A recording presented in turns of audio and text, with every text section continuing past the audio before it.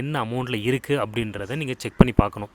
In case இது இந்த மாதிரி ஃபால்ட் எதனால் வருது அப்படின்னா, ஒரு சில நேரம் அவங்க ரிலேட்டிவாக இருக்கட்டும், இல்லை வேறு ஏதாவது பசங்களாக இருக்கட்டும், அவங்க என்ன பண்ணிடுறாங்க, சேனல் எக்ஸ்ட்ரா ஆட் பண்ணிடுறாங்க.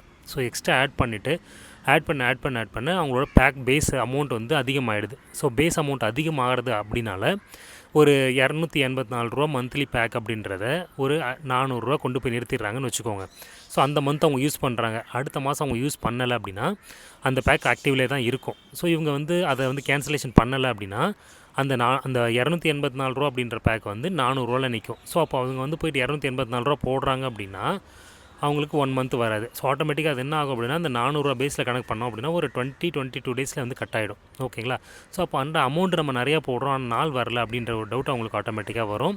டிஷ்ஷில் வந்து ஒரு எக்ஸ்பென்ஸாக இருக்கோ அப்படின்ற மாதிரி அவங்க ஃபீல் பண்ணுவாங்க.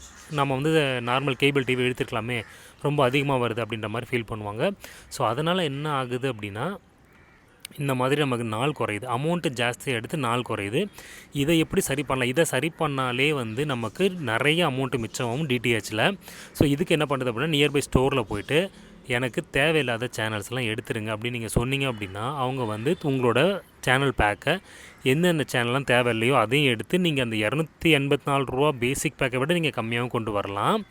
அப்படி உங்களுக்கு ஸ்பெசிஃபிக்காக ஏதாவது சேனல் வேணுன்னா அதை மட்டும் நீங்கள் ஆட் பண்ணிக்கலாம். ஸோ 284ன்றது ஒரு பேசிக் பேக்காக இருந்துச்சு அப்படின்னா நீங்கள் எக்ஸ்ட்ராவாக நீங்கள் அதை ஒரு 2-3 சேனல் ஆட் பண்ணால் ரூ. 300 முடிஞ்சிடும். ஓகேங்களா? ஸோ அப்போது ஒரு ரூ. 400 நீங்கள் ரூ. 300 எடுத்து வந்தீங்க அப்படின்னா 6 மந்த்து நீங்கள் கால்குலேட் பண்ணிங்க அப்படின்னா உங்களுக்கு ₹600 சேவ் ஆகும்.